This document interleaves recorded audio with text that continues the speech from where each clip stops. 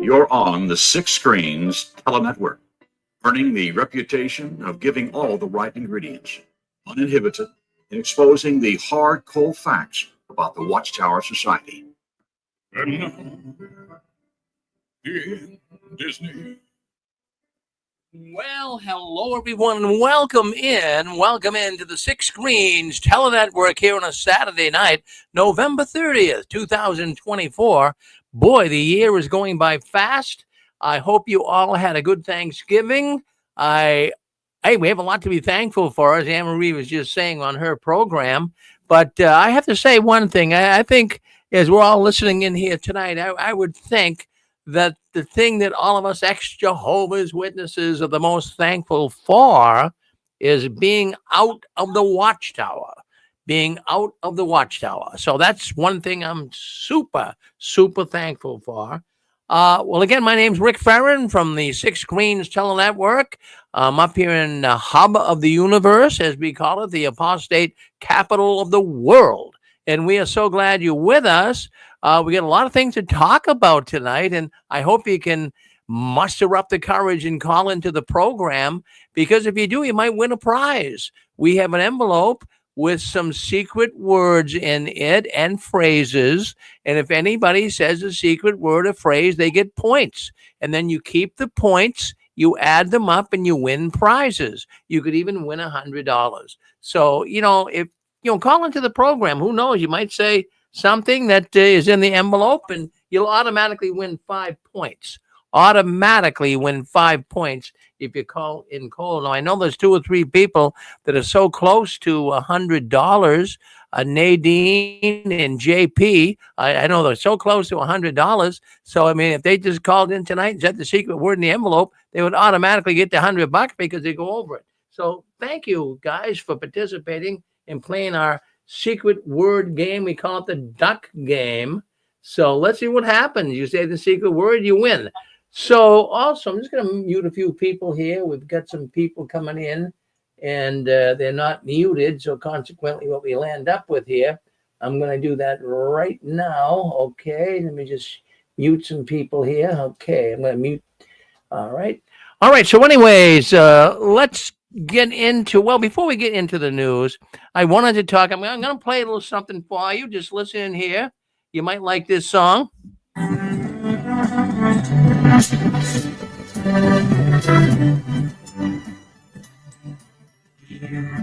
going back to Massachusetts. Something's telling me I must go home. Well, yeah, something's telling you must come to Massachusetts. Well, that's for a convention. We have got a convention coming up here next August 1st, 2nd, and 3rd. It will be the largest ex-Jehovah's Witness convention in history. We want you to be part of it. We have the theme. The theme is called Still Alive in 2025. So you want to see if you can't pack your bags and come to Massachusetts. I know you will not be disappointed. And I had a family write me this week. They said they're coming. They want to come up here on vacation. There's a lot to do here in Massachusetts. Have you been up here? My goodness, don't look at us as some, second-class state here. We've got a lot of things going for us. We got Cape Cod. We got the ocean. We got the mountains out in the Berkshires and up in New Hampshire. We've got history. Are you a history buff? Do you like history? Hey, this is where it all started. Remember Paul Revere and George Washington? Remember those guys? It sounds like ancient history now, but right here, right in my neck of the woods, this is where the Revolutionary War started, right here. So if you can make it up here for vacation, you won't be disappointed. Forget about Disney World. Forget about Universal. Come here. Learn something. Mickey Mouse is in here. He's never been here.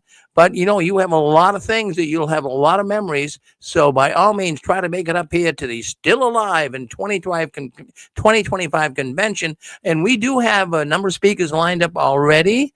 It's going to be at the Hilton Hotel right outside of Boston. And the tickets are free. If you'd like to have a ticket, by all means, write me at jwworldnews@gmail.com, and we'll get your ticket. And I'm just going to put up scrolling across the screen here on YouTube if you're watching. And go to our website if you want to find out more about that convention. Go to our website, 6 screens of the watchtower.com. Get on trending now. And that will bring you right to give you all the skinny, all the color you need about the convention. So, excuse me, see if you can make it up here. We have 200, close to 300 people. So write me for those tickets because we only have room for 300 in the main auditorium. Then we have an adjacent auditorium that has 200 seats. But get into the main auditorium. So send me your email. Say, Rick, send me a ticket. We have been sending tickets out like crazy. All right, let's take a look at what's going on behind the curtains of the Watchtower. All right, let me see. I just wanted to bring this up because I feel it's very, very important to talk about what's going on in the world of Jehovah's Witnesses. That's what we discuss every week, right? But I know you guys love to hear it when the Watchtower is tanking, very, very much like me. I like to hear, look, I don't wish anybody any harm, but I don't want to see a company continue to go on scamming the people, deceitful, scandalous operations they are involved in. I don't like to see this happen at all. So that's why we speak about the news here every week. Now, this week, you'll be glad to hear the door-to-door ministry. It's almost done. Stick a fork in the door-to-door ministry. Take it off the grill. It certainly is not doing much. I'm getting reports coming in here that's really enlightening me. It's giving me a lot of hope. The Watchtower is indeed crumbling. Nobody wants to go out and service anymore. Service groups. Were you part of a service group when you went to the Kingdom Hall? Well, I was. In fact, I was a service group that took the lead on Saturdays and many times on Sundays. So, you had a number of service groups that met on Saturday. Remember, we used to have like the book study, and we call them service groups, and they'd all show up at the Kingdom Hall on the weekend, and we'd all go out and we'd all meet up somewhere and go to Dunkin' Donuts or something like that and have a good time. But, these service groups, nobody's really participating in the seal field ministry. As a matter of fact, some of the information coming in here, only one person showing up at the Kingdom Hall to go out and service. Who wants to go out anymore? Who wants it? No, nobody wants that. Service groups, usually they would meet at the Kingdom Hall, as we all did. Now, the average Kingdom Hall, even today, has 60, 70 publishers in it. So there'll always be, 15, 20, 25 people. I can remember 52 people when I got out in 2005 meeting for a service group. That's about the biggest service group I ever saw, other than when the circuit overseer shows up. But you probably, met with your service group and you wanted to support them and you went out on Saturday. But, it's all a bunch of phony baloney. We all know that we didn't like going out. Did you like going out? I tolerated it. I didn't get up in the morning and say, hey, this is wonderful. Let's have our Wheaties and go out and service. No, nobody ever did that. We all dragged our feet. Many times we were hoping it was raining or snowing or maybe we had a sore throat. We were even glad to come down with the flu. So we didn't have to go out and service. And then that's how it was for everybody. So now we see a severe decline in the door-to-door ministry activity. And now this seems to happen all in the last couple of months. So I'm trying to, pick crumbs up on the trail and wonder why is the door-to-door ministry tanking here in just the last couple of months? Well, I think it has to do with all of these updates, all of these changes. We know now what the ministry is. It's I'm going to coin it a checkbox ministry. You really don't have to huff it. You don't have to go bouncing all over the neighborhood, knocking on doors everywhere to get time in. All you have to do is check a box. So the witnesses now have this checkbox ministry.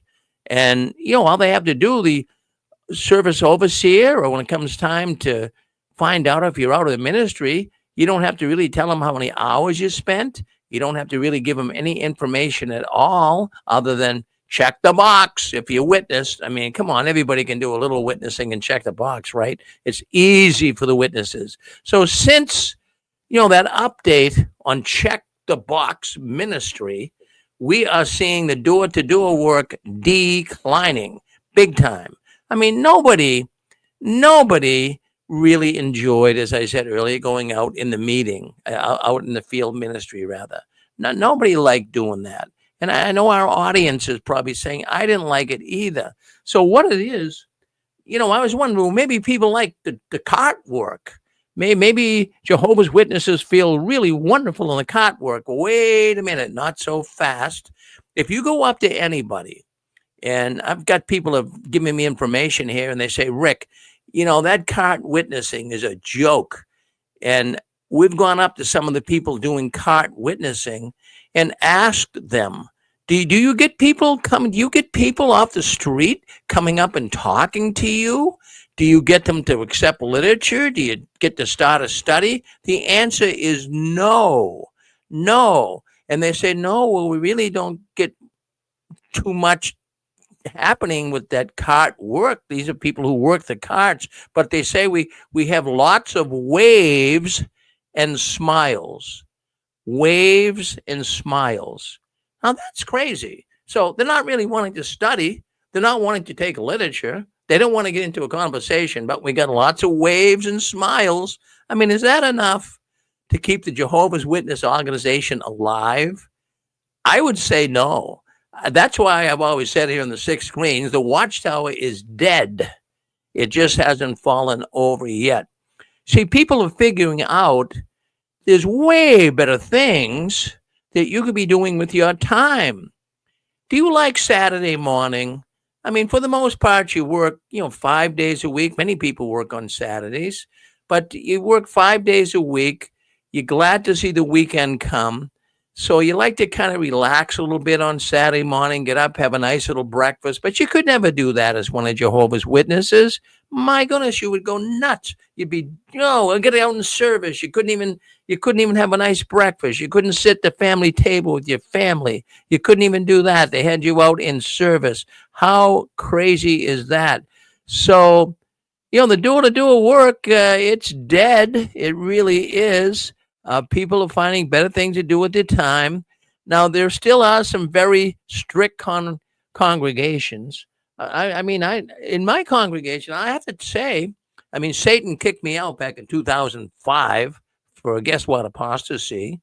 But I came from a pretty strict congregation. They really would, really kind of push you to get out in the field ministry. Come on, let's get out. And even when it was freezing cold, I live up here in Massachusetts. It gets cold up here. And I'm sure many people in the northern tier states get freezing cold too. But, some of these congregations were so strict, even on a freezing cold day. Come on, everybody, let's get out in service. How disrespectful. I used to think about this.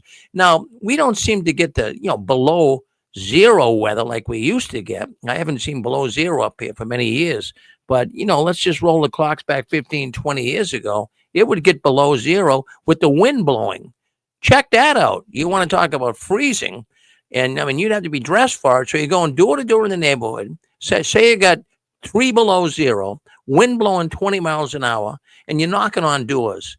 Now, I think that's disrespectful. I thought about it then. It's disrespectful and it's intrusive to knock on a person's door when it's so doggone cold. And, basically you're trying to get them to listen to you. And, they're being kind, but the door is wide open. You're letting all the cold air in their house. All the heat is going out while you're reading some long Bible verse with some rehearsed presentation that you had from the service meeting. Did you think about that? Did you think about how disrespectful and how intrusive it was to be out on service on a cold day like that? Well, and not only that, but I can remember now the brothers, that they could kind of dress for it. I never really cared for long johns, but many brothers wore long johns and they wore them under their pants so they could stay warm. But Jesus' sister could not even back then wear pants, slacks, leggings. that she had to wear a dress with nylons and freeze her legs. I mean, really. But the men, they could dress, they could dress like they normally would, and even more for the winter. But the sisters, they would freeze. I can remember that. And my congregation was strict for the most part, even in inclement weather. They never really canceled service. Geez, we had to go out all the time. So these are things I think about. These are things I'm sure you're thinking about. Now, if you're listening into the call tonight, I'd love to hear from you. Did you participate in the service on a cold day? Did it ever run across your mind that maybe it's being a little intrusive, knocking on doors and having people open and have all the heat go out? What do you think, Susan? Well, I heard a talk or speech given. It wasn't by a Jehovah's Witness. It was just by a Christian person. And they were saying that Jesus never told the Gentiles to go out and preach the way Jehovah's Witnesses want us to preach. See, the witnesses decided that that's what they were going to base their religion on, because they wanted people to go from door to door and recruit so they could get people in the Kingdom Hall and donate. That was the whole point of why Jehovah's Witnesses were established. Jesus said that we should act like Christians. In fact, Paul said the same thing. Never once did Paul say, now you guys get together and you go out and you go preach from here to there. Jesus just gave it to the apostles in his day to go to the Jews. It was never intended for the Gentiles. And of course, Paul went from congregation to congregation. That's a whole different story than going from house to house. We know the scripture in Acts as well to go from house to house, but that's the witnesses again twist that. It's not what that scripture meant. So by the witnesses making you go out and service, they're not making you do anything that God really wanted you to do. He wanted you to act Christ-like, but he didn't say go from door to door and recruit. Never. That's why it's so hard for us, because we're going against what was said to be done. Maybe people may disagree with me, but when he gave that talk, that speech, it really resonated with me, because I hated service. I don't mind talking about God or the Bible. I am a Christian. I don't mind acting like a Christian, but I don't go to people's homes, even as a Christian, and say, well, you got to be a Christian and you got to do this, you got to do that. If you do, you're in trouble, because that's not what the Bible teaches. Well, thank you for sharing that, Susan, because, I'll tell you, that's one of the first things. I forget what that scripture is. Acts, I think it's 10:34 and 35. Oh, 10:34, 35. Okay, yeah, no, the witnesses took that to the bank and cashed it. I mean, they figured, man, we got this one right. Well, they had it wrong. And basically what it was just Christians that would meet in each other's house and have a little biblical discussion together and reason together. But it certainly had nothing to do with knocking on doors all over the neighborhood. Well, thank you, Susan, for sharing that with us. We always enjoy you coming and talking. We love that. Thank you, Susan. Thank you, Rick. All right. Yeah, well, let's see. Yes, let's see what Dick has to say. Go ahead, Dick. Yeah, to Sue's point, can you imagine a field service group with Jesus and his disciples, and Jesus says, well, you take this street, John and Luke, you take this street, and then you take this street. That never happened. Jesus taught in the synagogues, and people came to him, and that's where he did his preaching. Jehovah's Witnesses would like you to think that your footstep followed Jesus Christ, and you're going out in the ministry. Well, Jesus, he did stay at people's houses, and he preached, I'm sure, when he was in those houses, but he didn't go from house to house to house like the Jehovah's Witnesses do. He taught in the synagogues. Thank you, Rick. Well, Dick, thank you. I know you're a Northern Tier state man. You don't live in the Northern Tier now. You live down there in South Carolina, where it's kind of warm and nice in the winter. But now you were up here. You were up here in the cold. Was your congregation kind of strict, even when it's cold? You went out? Yeah, it really was. As a matter of fact, I got a call one time from the presiding overseer. He was Brother Borg. He said, the second Saturday in every month, you're taking the group out. So, yeah, okay. So anyway, I mean, I fought that later on down the road, but I remember taking the group out, and it'd be really, really cold. It wasn't much. It was just, 5 or 6 sisters and one brother.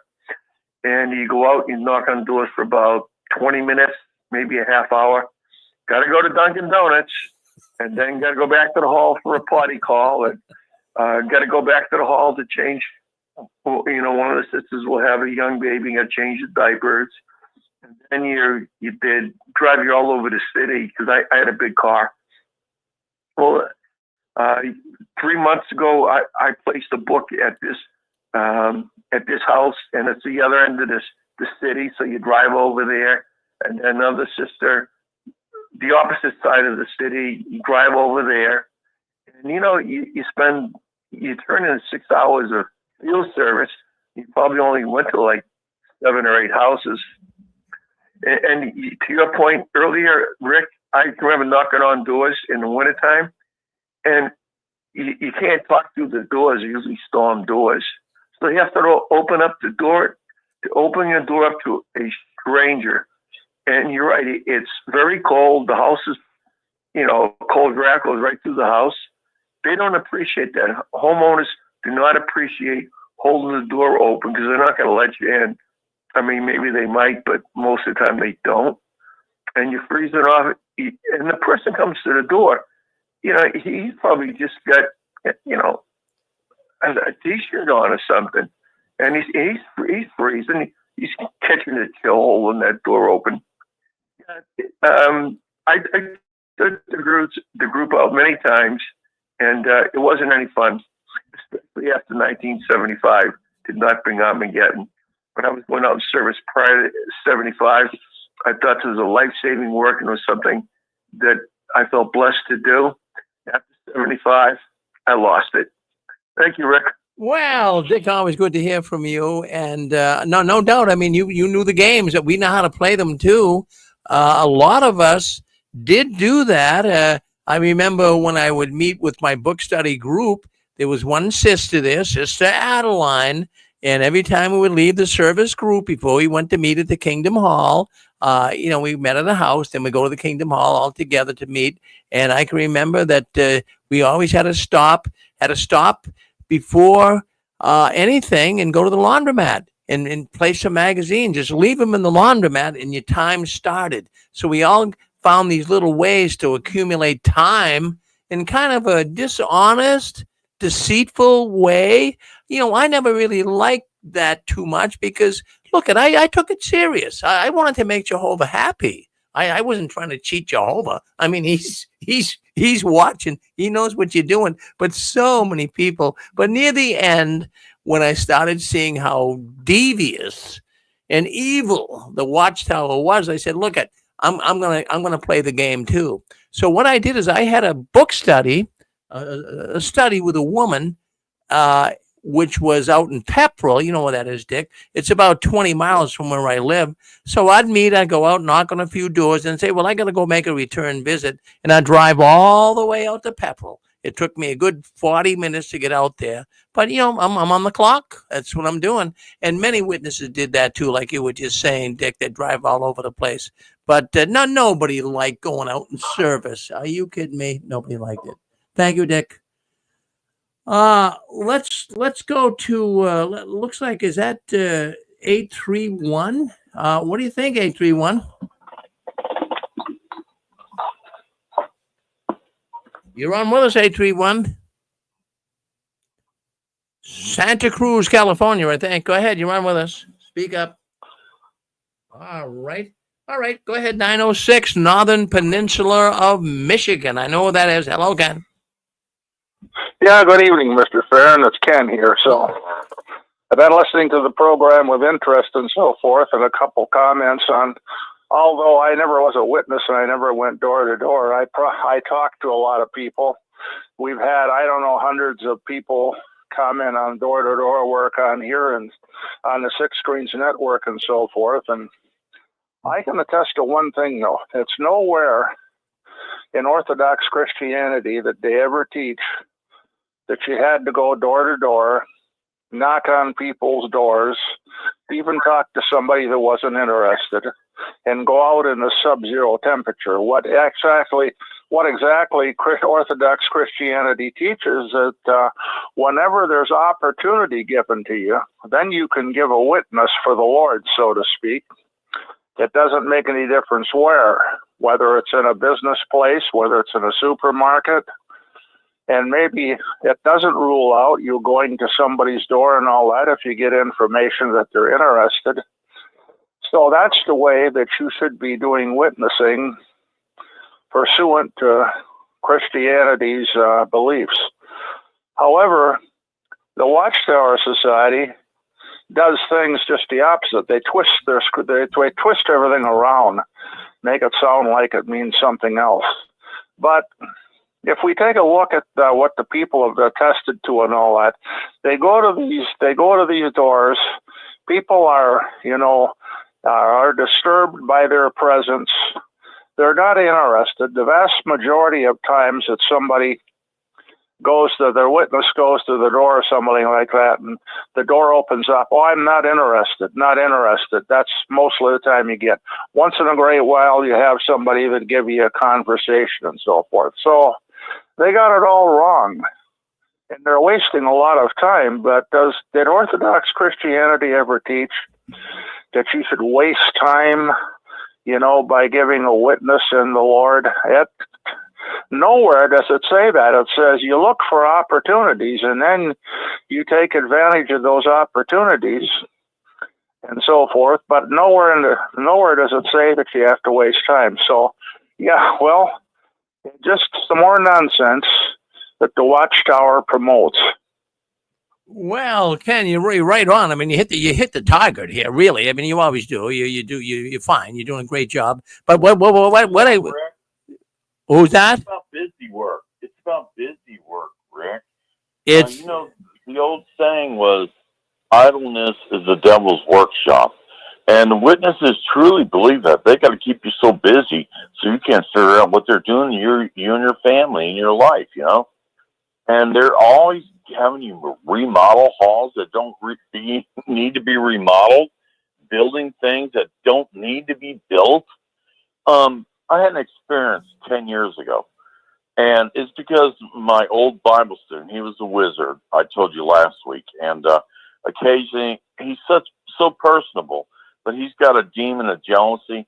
If his wife even says a word to me, he gets very infuriated.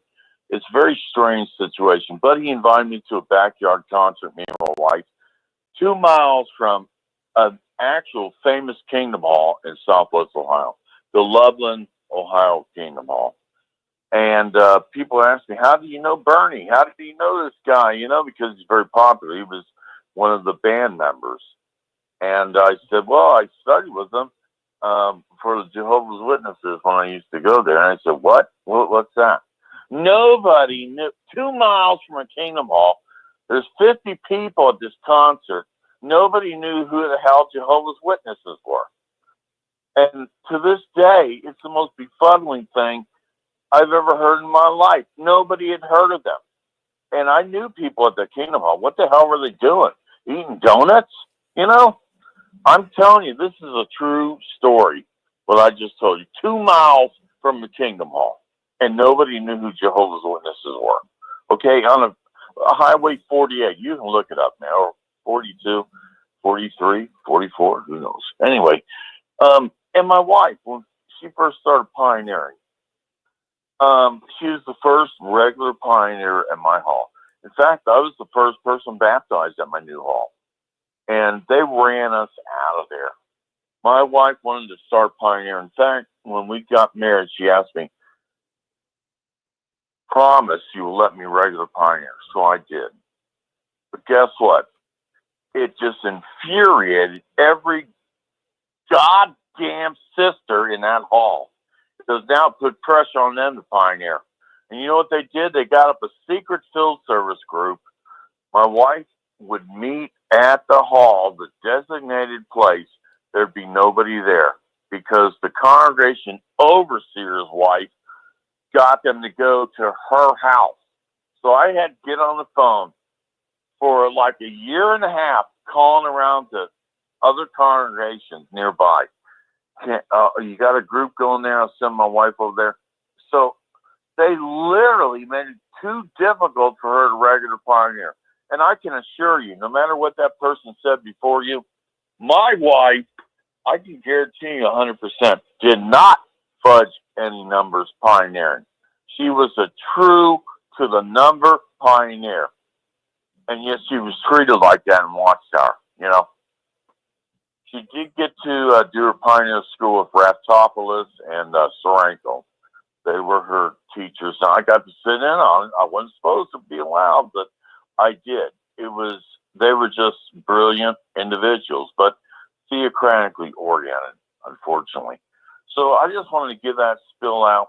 The fact is, there are good people in Watchtower who are being treated like SHIT. Thank you, Rick. Well, thank you, King of Dots. But I knew Dennis Rafatopoulos too. He was our district overseer. He was a real. Love that man. Well, he was a good speaker. I don't know if he's even in the so-called truth today. But one thing as you're speaking, King of Dots, I can picture Evie going out in service and being very legitimate and prim and proper. But boy, I'm having a hard time wrapping my head around the King of Dots out in service. I really am. For me? Yeah. Are you kidding? I was the Terminator, dude. Yeah. My wife and other sisters, since I worked third shift, they would ask me, I need to get rid of this Bible study. They aren't making any progress. Will you go with me today and terminate them? That's what I turned out to be, the Terminator. Well, I can see you play. I can see you play. I can see you playing that role. Yes. Well, I will not do that to you, Rick. I promise you. Well, you always are good to me. You're always good to me, and I really appreciate it. Thank you, King of Dots. Thank you.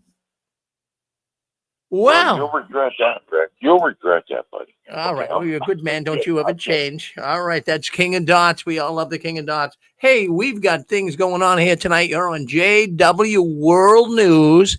That's the news the Watchtower doesn't want us talking about. But, still on the subject of service, a lot of us would do things to try to, get time passed away, so to speak. We might, like Dick was saying earlier, Boogie, maybe we talked to 3 or 4 people at the door, but everything else was, we're on the clock.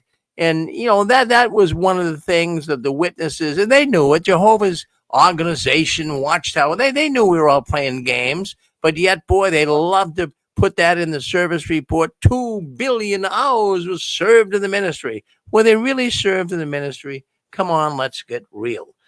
All right, let's move on. Let's move on. I got thinking today, the Watchtower, I talk about this a lot on the 6 screens. The Watchtower always wants to be very braggadocious. They do not hesitate. They do not hold back from constantly saying how great they are doing. Are they really doing that great? Now, we just heard about field service and how that's tanking. Is the Watchtower really doing, do we believe them? That's what I would like to know. Do we really believe the Watchtower? And I got thinking today, well, how many Kingdom Halls have we been hearing about closing? And I said, well, let's not even go with all around the country or all around the world. Well, what about where I live? I live in eastern Massachusetts. I live in a town called Tewksbury. It's about 20 miles north of Boston. And I'm thinking, whoa, I can't believe the Kingdom Halls have closed down in my area. We've got Billerica. Well, that's the town over from us. Then we got Dracut. That's a couple of towns over. Then we got Middleton. That's a couple of towns over.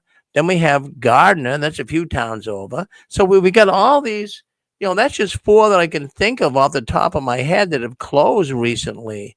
And yet the Watchtower keeps bragging. They keep saying how great it is in Jehovah's Chariots on the move. Is it really? And then I think about the kingdom halls that are being sold off.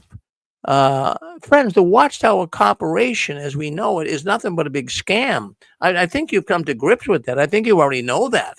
I hope you're not hearing this for the first time. But then I'm looking up today. What have kingdom halls become? Now here we have kingdom halls that were dedicated to Jehovah God. And what have they become? Many kingdom halls have been sold off to churches, as we know, some of them Christian churches, including the one right here in Drake, Massachusetts, a Christian church, but also to Muslims, also to Buddhist temples, even from what I've heard. And then we also have, everything you can possibly think of. Some discos have been, some discos, yeah, some kingdom halls have been turned into like discos. Some have been turned into pot stores. Yeah, it's selling marijuana. Even one I saw online here became a yoga center. And there's plenty that have become like child daycare centers in restaurants. So I'm thinking, Jehovah's Witnesses, they don't care who they sell it to as long as they can sell it to people. And, the sad part about it, all these kingdom halls have been financed by the local people that have really blood, sweat, and tear money to build the kingdom hall and save it all up. And the Watchtower goes and sells it off to one of these aberrant, strange groups. So I think that's a little bit, difficult for many that have seen these buildings being sold off and say, hey, I worked there. There was a young Jehovah's Witness. And now where is it? They sold it off. It's a yoga center. It's a pot dispensary. It's really disgusting because what I got thinking too, this is what really, if you really want to know what bothers me, and this should really bother you too. What bothers me a lot about this idea of selling kingdom halls off is the fact that, we couldn't, when I was one of Jehovah's Witnesses and I had a sign business, and, if I made a sign for a church, I could be brought in the back room. You made a sign for Christendom. That is an offense. Don't ever do that. You could be disfellowship for that, Brother Farron. That's what they would say. So they wouldn't let me, or they wouldn't let a lot of brothers perform any type of work for a church. When you stop and think about it, like maintenance work, or maybe you were a landscaping guy and you wanted to, do the landscaping for a church. Oh, no. You couldn't do that. But yet, when I stop and think about it, they didn't want us to do a lot of things with Babylon the Great. They didn't want us to even do work for a hospital if it was owned by a church. We know many hospitals are owned by churches. So now what really bothers me, and it should be bothering you too, you should be thinking about what I'm going to say here next. We couldn't do any of that, but yet at the same time, kingdom halls was sold off to false religion instead of tearing it down. Now these, Dick Borgie's been on here a million times before saying these kingdom halls were dedicated to Jehovah. So now I couldn't make a sign for a church. A plumber would probably have a hard time maintaining church plumbing. If he was a Jehovah's Witness, you couldn't do it. So yet we have them. How is it? What the other dynamics here that are different? That the Watchtower can sell a kingdom hall off to a church, but we couldn't work for a church. Is that Rick? Can I say something? Yeah. It's King and Docs again. Yeah. This is a big conundrum with me. When I was a servant at the hall, all the elders gave to the United Way. Have you heard of that? The United Way? Oh, sure. Yeah. I worked for one of my clients after we started business, ran the United Way. A total failure. He picked it up in 2008. He just bombed. Anyway, I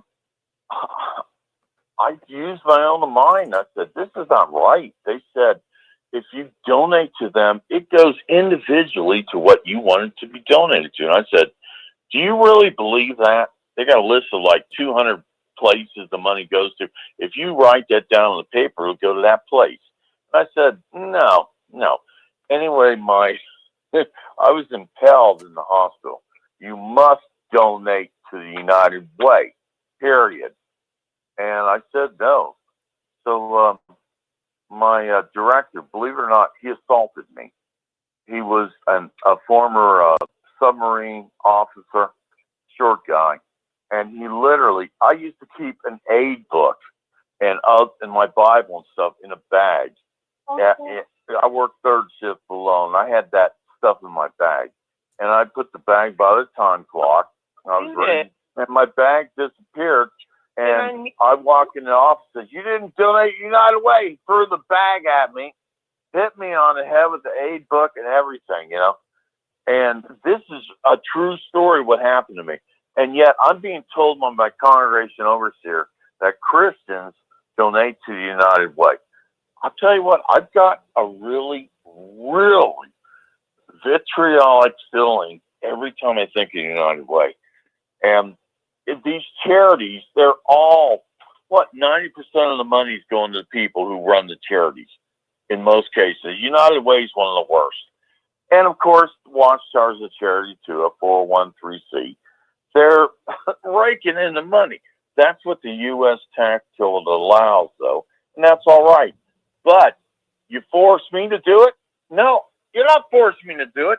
I found out the Crossroads, the biggest actual forming church in this country right now. It's a non-denominational. They are, every November, they have a pledge drive where they want everybody to sign a piece of paper that they will donate 10% of their income for the entire year. It's like, are you kidding me? 10%? They're pushing tithing to a new level. And most of these churches are. But the money isn't going to your particular church.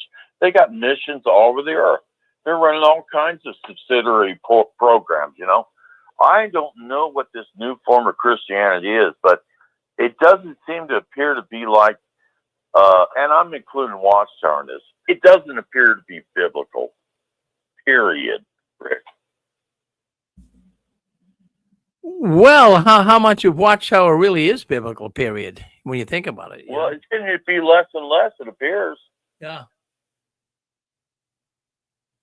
Unreal. And Rick, I'm not sure, you know, it's hard for me to discuss with you as a person because I'm not sure what your background is.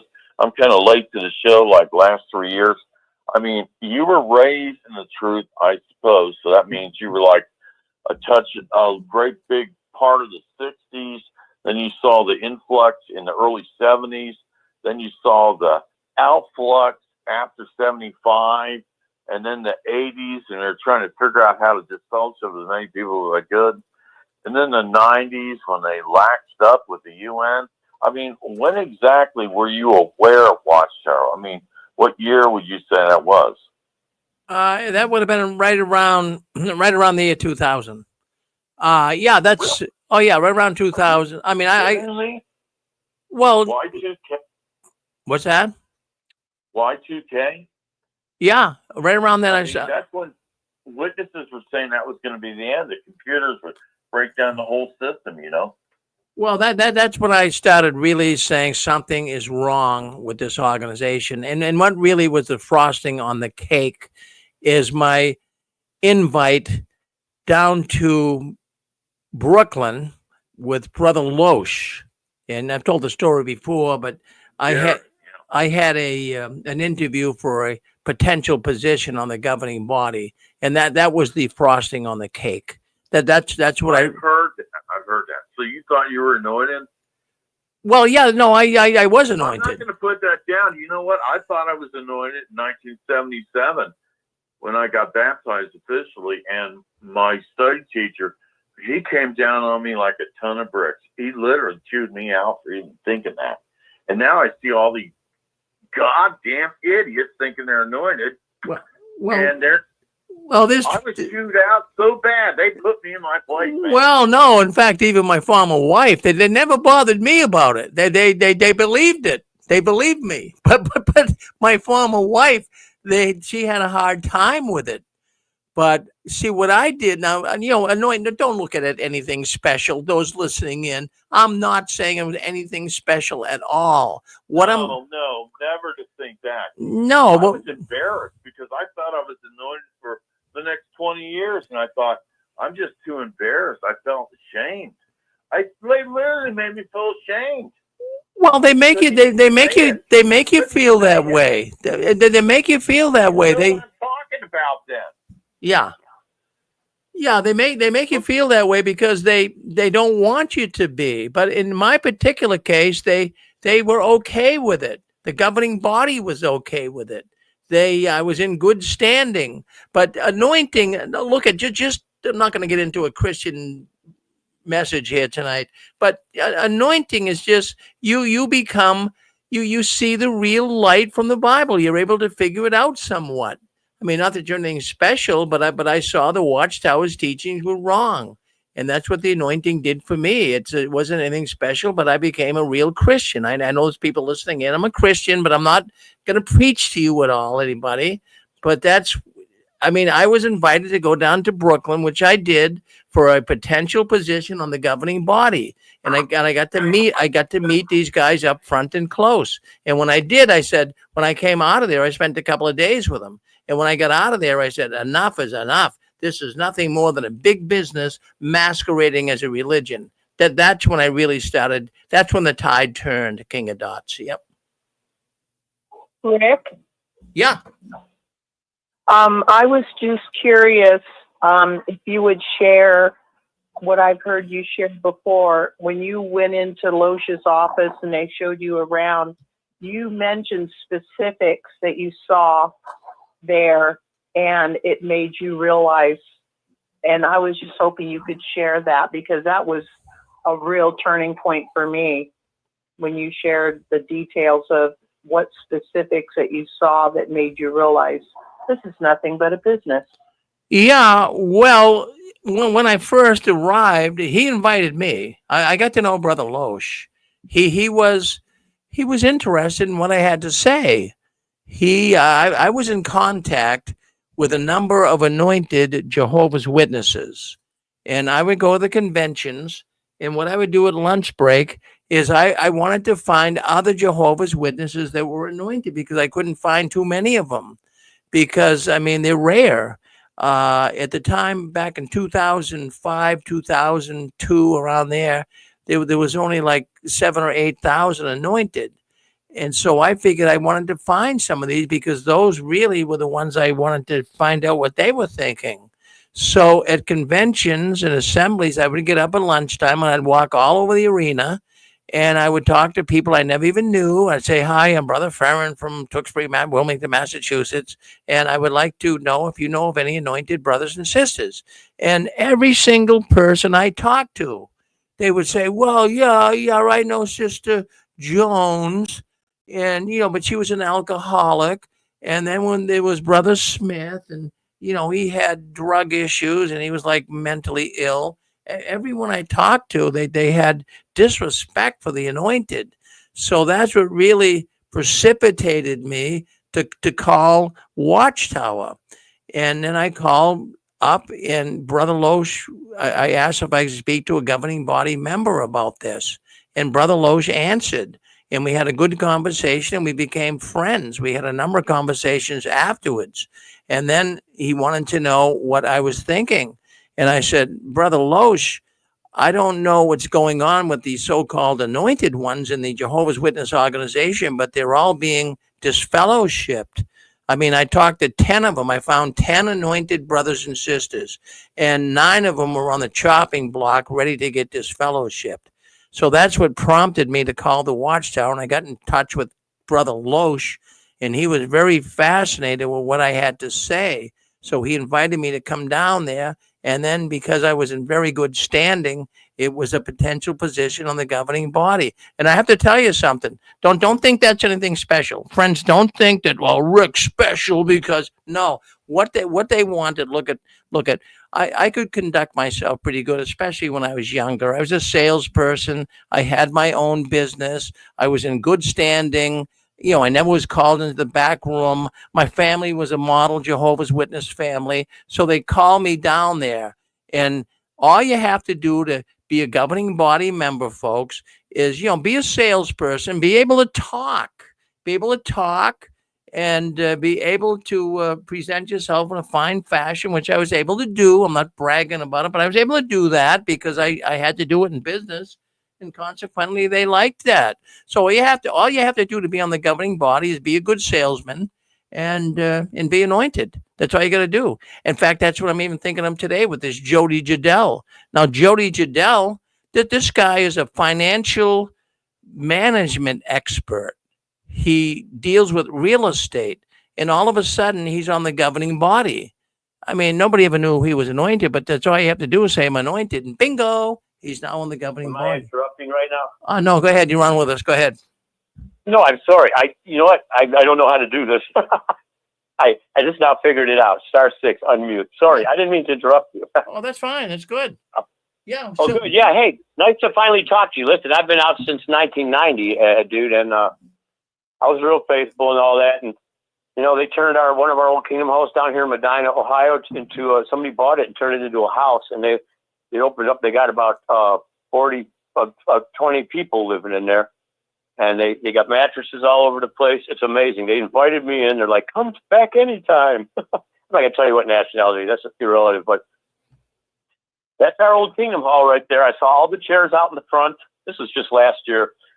He finally pulled the chairs out. I saw all these chairs stacked up. I said, I'm going in there to check it out. And lo and behold, I mean, I've cut the grass there. I've painted there. I've done everything you can imagine, you know. But, so yeah, this is really kind of a shock. I have a sister who's still into it. They're living in California. And I've always wanted to just call in and kind of give my story a little bit. What happened for me was I'm not interrupting too much here. I discovered those, you know, I got Derek Barefoot's book, and I discovered a lot of the images that were going in there, and they were pretty disturbing for me. I could see all those very well. And so I started sharing that a little bit, and then little by little, I got away from it. When I went to the Kingdom Hall to tell the brothers about it, they wouldn't look at what I was saying. They took me in the back room. Everybody in the place, including my sister, was hiding in the corner. There I was, this pioneer. You know, everybody loved me. I love them. I still do. Here I was trying to show them these images, you know. And that's where it all began for me. And then I bowed out after this. I've been out since 1990. I have a sister who's still in it in California.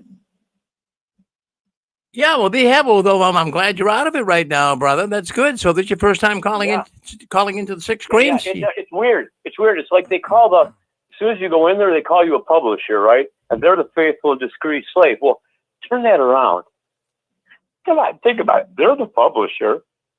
Think about it. And you're the faithful and discreet slave. Oh yeah, no, we get that. Now listen, I'd like to know more about your story, but are you around tomorrow, Sunday? We have a program. Oh, sure, yeah. I'll call it a better time. Sure, yeah, I'll call you tomorrow, maybe. I'm surprised you had a thing today because I thought you only did that on Sundays. Well, no, we do. In fact, if you call in Sunday, which is tomorrow, say at 2:00. If you call on 2:00 tomorrow, we will give you a whole hour, if you like, to tell your story. Oh, wow, that'd be fun. Okay, maybe I'll do that then. Let me call you back. Well, the same telephone number. Call in tomorrow at 2:00, and it'd be so wonderful. I'd love to hear you. So give that a shot. I want to hear your story. That's the place to tell it. Yeah. I will. I'll come up with a good one there. I'm not come up with it, but I mean, I'll think what to say, and then I just do the same thing, mute 6 and all that, right? Yes, it's the same deal. Okay. What's your name, sir?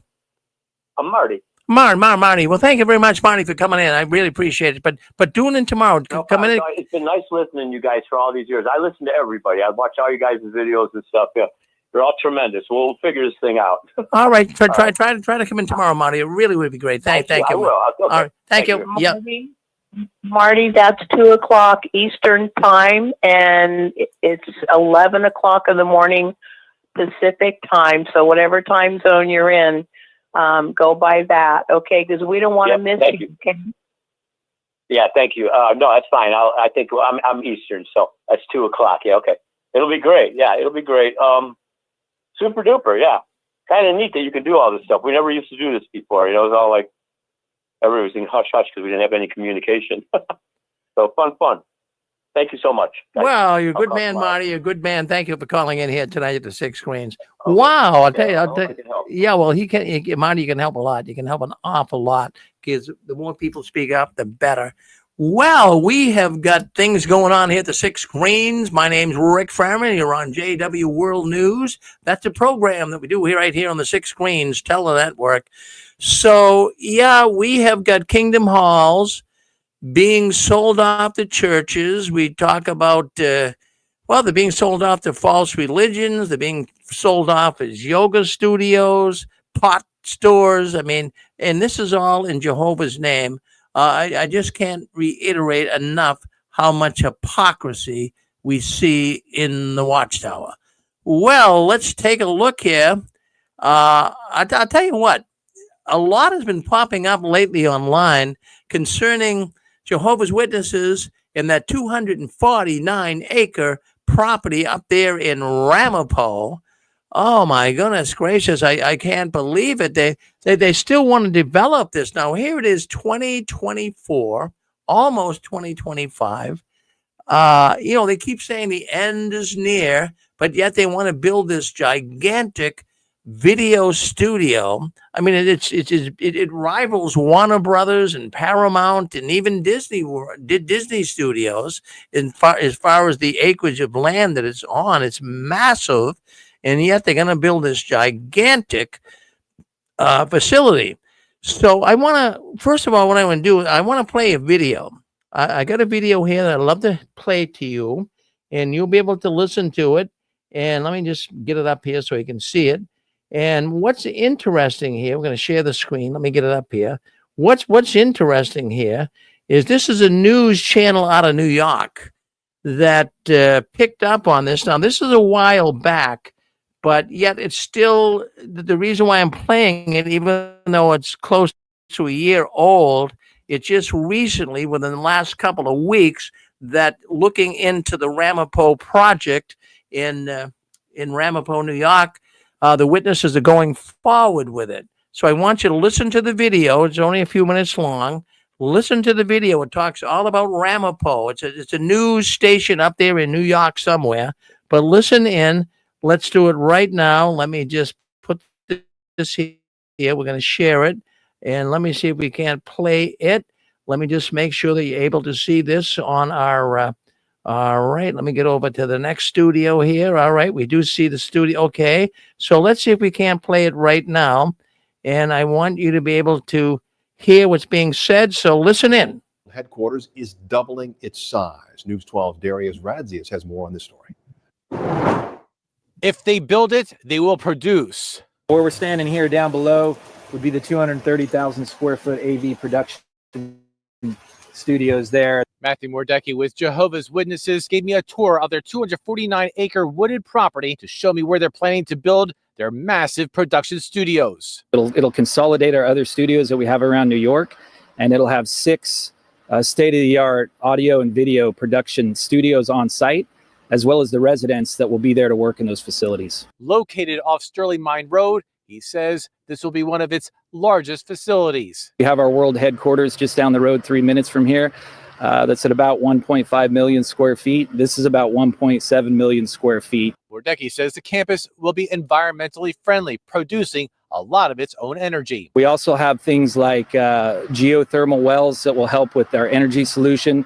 We'll have a full solar field here that will feed battery backup, and we'll have our own microgrid on site. People who work at the studios will also be able to live on campus in the residences that will also be built, along with fitness and dining facilities. The public will also be able to get a peek at their work. That same education work that's being produced here can also be reviewed at a visitor center. In Sloatsburg, Darius Radzius, News 12. Planning for the project started back in 2019, and they hope to have it finished by 2026.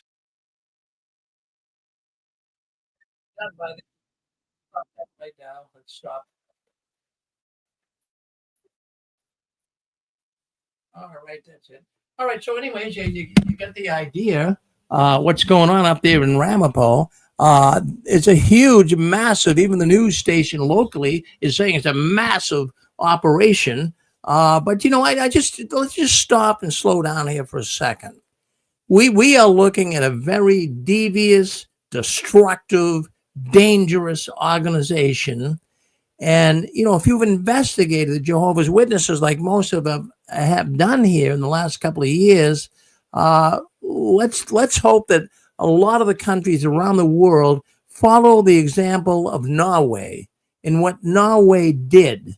Norway was really ticked off with the Jehovah's Witnesses. Here the Jehovah's Witnesses tout themselves as this wonderful organization, but yet at the same time, they're depriving people, they're depriving individuals of their human rights. And Norway deregistered them. They are not a recognized religion in the country of Norway any longer. They lost close to $2 million a year because of that. And Norway realizes how phony and how deceitful and such liars the Watchtower is. And now we have the Watchtower. They want to produce videos, and they want to show the world what a great organization they are. But when you stop and think about it, even in the case of Norway, the reason why I even brought that up is, Norway was ticked off with Jehovah's Witnesses because of the fact Jehovah's Witnesses disfellowship. And Norway's unhappy with that. And they say, you can't be a religion in our country if you do that to people, especially young people, that you kick them out of the house because they don't want to be one of Jehovah's Witnesses and shun them. But bottom line here is the fact that Norway is not going to let the witnesses do what they want, even though the witnesses are saying we're changing things, we're not the same organization, we'll go along with you. Norway is now saying, no, we're not buying it. And do you guys remember that video back in 2000? I believe it was 2016. I'm not sure what year it was, but there was a young girl on there that was being disfellowshipped for immorality, and they played it at the convention. And the young girl was disfellowshipped. She had nowhere to go. She was homeless. She tried to call her mother and father. The mother and father would not listen to her. And guess what? The Jehovah's Witnesses deleted that off of jw.org. Now, why did they do it? They did it in view of what's going on in Norway. They want Norway to think they changed. So they took that down. But the net result is still the same. People are still being shunned, even young kids. If you're a young Jehovah's Witness, you still could be kicked out of your house. Don't buy what the Watchtower is saying. Oh, they're saying to Norway, we're changing, we're making new policies. There's no new policies. It's basically all the same. So I wanted to bring that up tonight and talk about that. And I wanted to talk about the fact that, Jehovah's Witnesses on this property, here they are building this giant mega studio, 249 acres. That is huge, folks. I looked up some of the sizes of like Disney Studio and Paramount Studio, Warner Brothers, studios. I mean, some of those aren't even as big as the Watchtower is. What do these guys think they are? Some big Hollywood movie producing studio? I have no idea what's going through their mind. What are they thinking? I'm just thinking that, there's so many poor Jehovah's Witnesses. Can you imagine the money? Now, some of the numbers that have been floating around to build this mega studio, some of the numbers I've been coming to grips with here are upwards of 500 million. Do you know how much 500 million is? That's $500 million. And those are some of the numbers I'm running around with. But now what I'm seeing here is we have Jehovah's Witnesses. So many are poor. So many Jehovah's Witnesses have fallen through the cracks. Many are living with each other. Many Jehovah's Witnesses are homeless, as we talked about in the last couple of weeks. And, we have no help from Watchtower at all. And they're talking about building a giant $500 million facility. Well, we have Jehovah's Witnesses that are having all kinds of financial struggles. Does this make any sense at all? This is just another scheme. This is another scheme to develop this 249-acre property and then sell it off. I don't mind coming forward and making that suggestion. That's what's happening. They are nothing more than a huge profit-making organization. They did the same thing in Brooklyn. They built all that up. And what did they do 15, 20 years ago? They started selling it all off. and that's where they make their money in real estate. And then I'm thinking with this studio, if they do get it off the ground, they'll keep it for a while. And what they'll have, I'm just thinking out loud. I'm sure you guys are on the same train I'm on.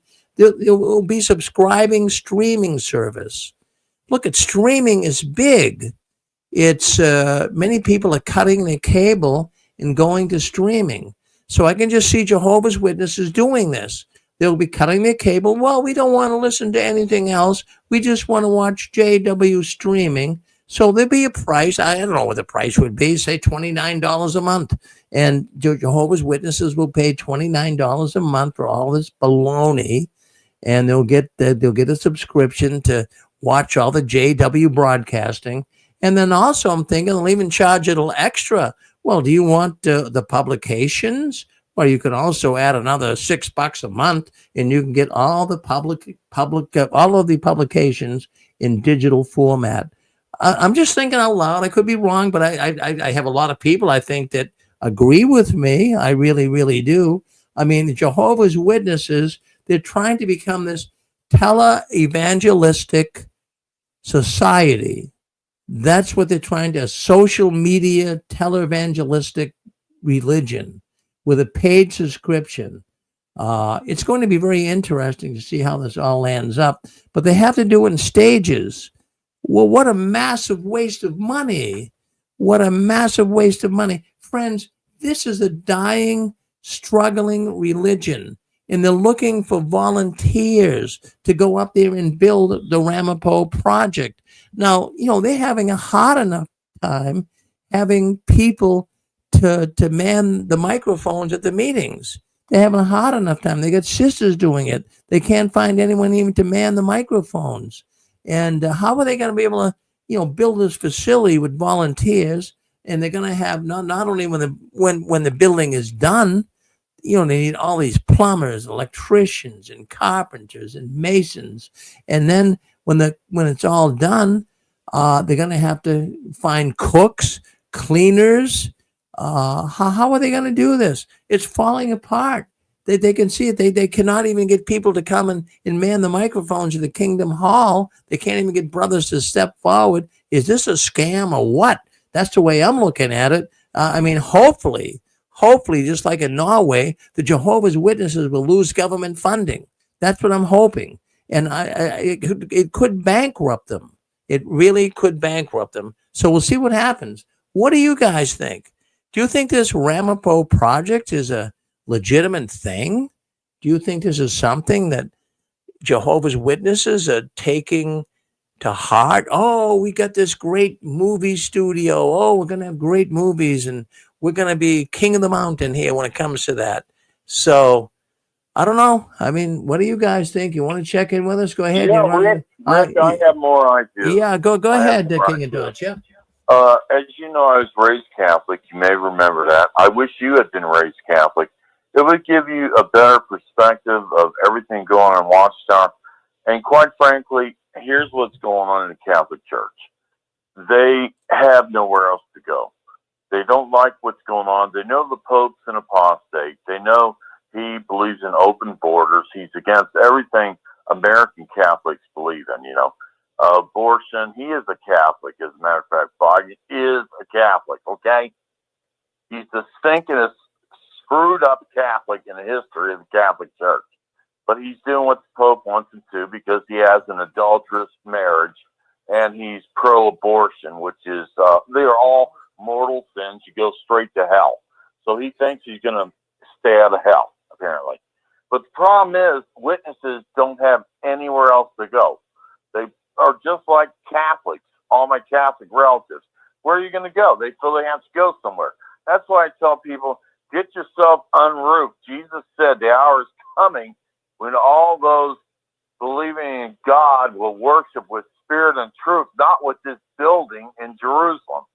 People are convinced they have to be aligned with some sort of church to be able to worship God. Where that? That is the biggest lie in the history of the universe. And, I can't tell my Catholic relatives that. The only thing that wakes them up, not even child abuse wakes them up. I've been going through this for 25 years with my parents and other Catholic relatives. The child abuse never got them to leave. Period. It's not even the witnesses to leave because they don't know where else to go. Fortunately, the apostate community gave me somewhere else to go. And that's why you're so valuable, Rick. And that's why we need to have really thoughtful apostates out there doing tubes, because this is our church and it isn't under a roof. That's my thought, Rick. Well, amen to that. Amen to that. Well, you said Hey, Rick. Hey, Rick. we got Larry John Wayne. Go ahead, Larry John Wayne. Yeah, I just want to make 2 points. One point is it was kind of prophetic. You have the 6 screens, and now they have 6 stages. So that's their 6 screens, you know. And another thing I want to say is that I never thought about it before, but it's true what you said. They are saying these things are dedicated to Jehovah when they have a Kingdom Hall. Well, once they dedicate it to Jehovah, how in the world can they give it up? It's just so mind-boggling. If they really, really, really dedicate it to God, then it's God's now. They shouldn't be able to do anything else with it, and that should be God's. Well, Larry, I mean that is that's the way the world works, right? I mean, geez, if you're going to be, you know, this godly organization that loves Jehovah and hates false religion, why would you sell it off to churches? Yeah. Larry, good man. Always good to hear from you. Always good to hear from Larry John Wayne. Thank you, Larry. Thank you for coming on here tonight. Friends, I have to tell you something. You know, after many years of talking about what goes on behind the curtains, I can't tell you that Watchtower is getting any better. I can't. I've been doing this for 20 years. I never missed a Saturday night, but I have to tell you, I've heard everything. But in the last few months, I have had an earful. I can't believe the things that I'm hearing about the Watchtower. Now, you know, one thing too, I just want to suggest to the audience here, you know, the Watchtower's tricks of disconnecting people from family is disgusting. It's really disgusting. I got thinking of that because of Thanksgiving this week. Well, what is more important than being with the ones you love and your family and your children and your mother, your father, your aunt, your uncles, your cousins? Well, what is more important than that?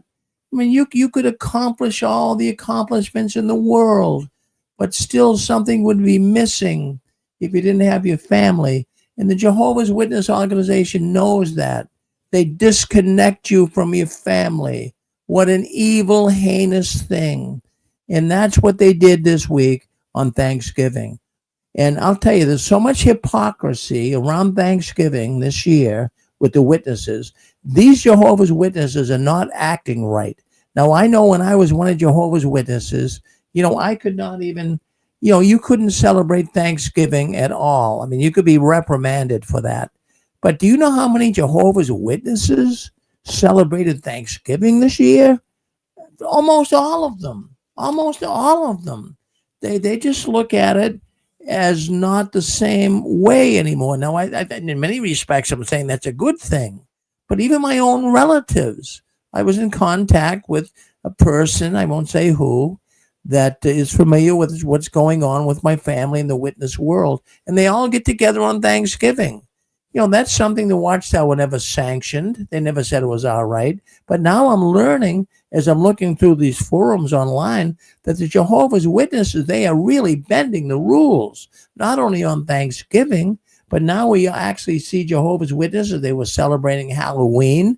Now, I'm not saying full-blown Halloween celebration, but what they were doing a day before or 2 days before Halloween, many of the witnesses were dressing up in costumes and having a little party. Well, isn't that the same? And then they're going to do the same for Christmas. They did it for Thanksgiving already. I think really there's a disconnect. I'm beginning to think there's a disconnect from the organization and the rank and file witness. I think the rank and file witness, because of hearing all this baloney and all the policy changes in the last 6 months to a year, they're saying, hey, look it. I don't know if I trust the governing body. I don't know if I really can believe everything they're saying, even though they want me to believe it, even though it doesn't sound sensible. I'm beginning to say something's wrong with this organization. This is a good thing. This is waking many, many witnesses up. But that's one thing I have to tell you.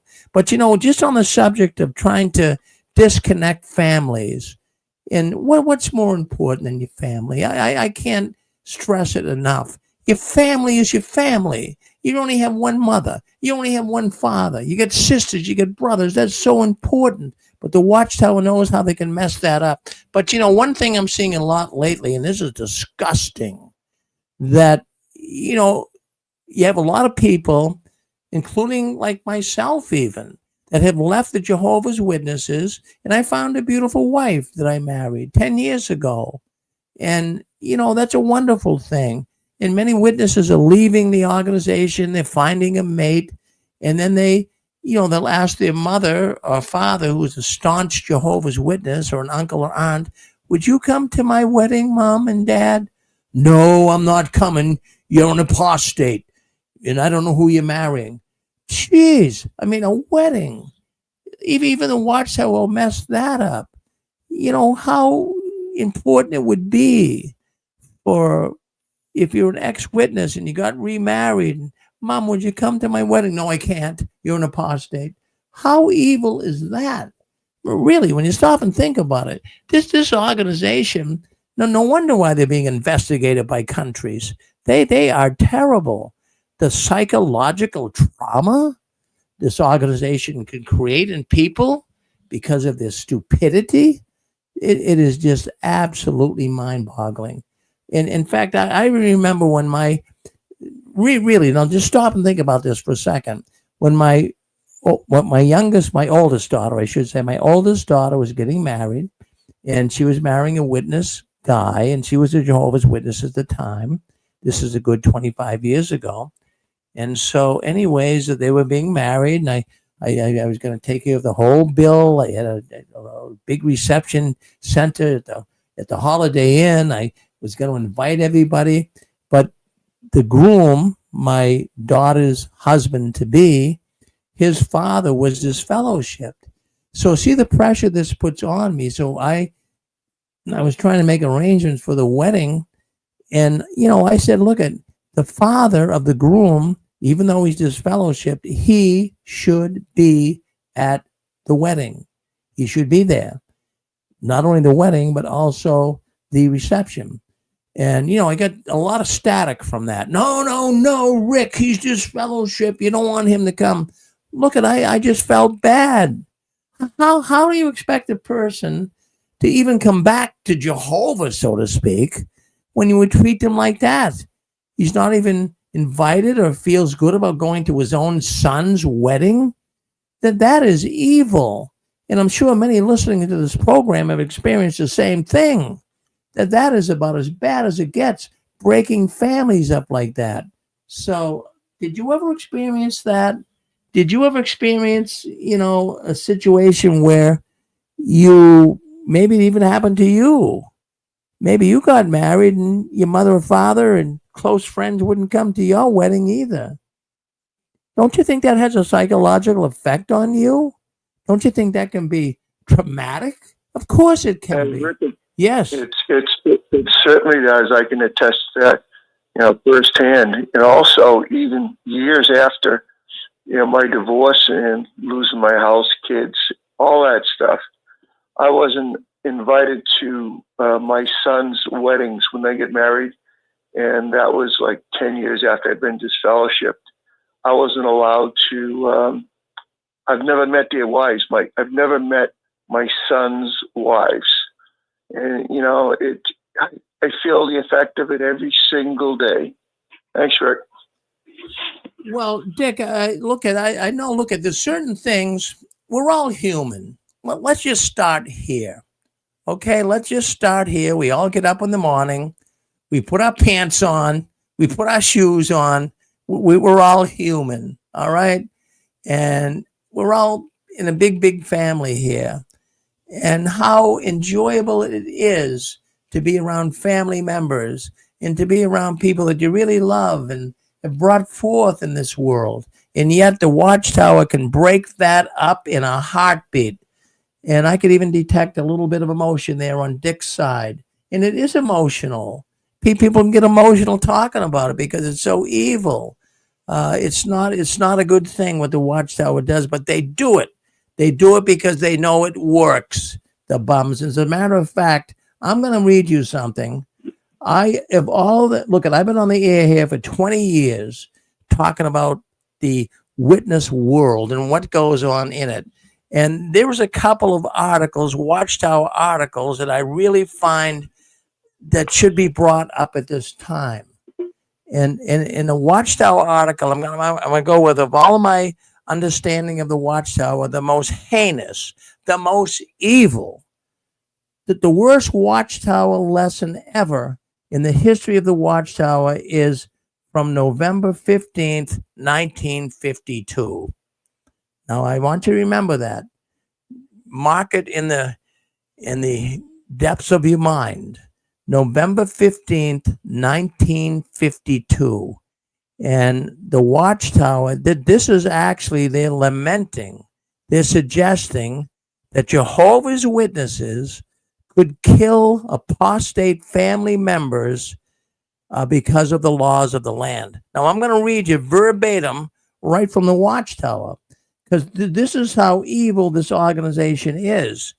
And people should know about this. This is questions from readers, November 15th, 1952. Mark that down. This is the worst Watchtower in the history of this organization. I'm going to read it to you. You are going to be, what? Okay. So this is what it says. All right. So anyways, the question is asked, and sometimes I wonder if these are real questions or the Watchtower has, questions made up. But anyways, it says here, in case of where a father or a mother or a son or daughter is disfellowshipped, how should such persons be treated by members of the family in their family relationship? And then it gives PC, Ontario, Canada. So they say someone is actually asking this question. Now, whether they are or not, I don't know. But here's what the Watchtower answers. This is right on their website, and I do have the actual publication. So here's what they say, how to treat a disfellowship family member. We are not living today among theocratic nations where such members of our fleshly family relationship could be exterminated for apostasy from God in his theocratic organization, as was possible and was ordered in the nation of Israel in the wilderness of Sinai in the land of Palestine. So in that land, if you were an apostate, it goes on to say what would happen to you. It says, thou shalt certainly kill him.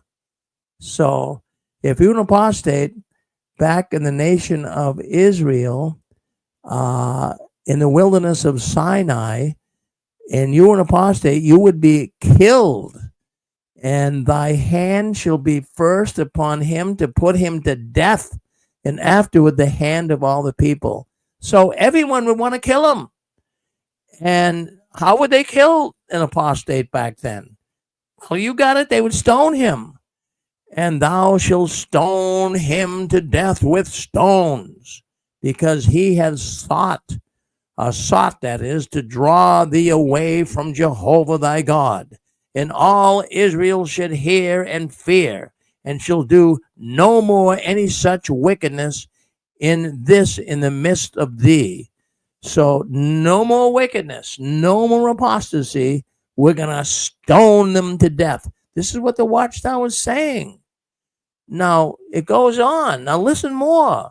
That this is how evil, this is how twisted the Watchtower is. Now, being limited, this is right out of the Watchtower. I'm reading it verbatim. being limited by the laws of the worldly nations in which we live, and also by the laws of God through Jesus Christ, we can take action against apostates only to a certain extent that is consistent with both sets of laws.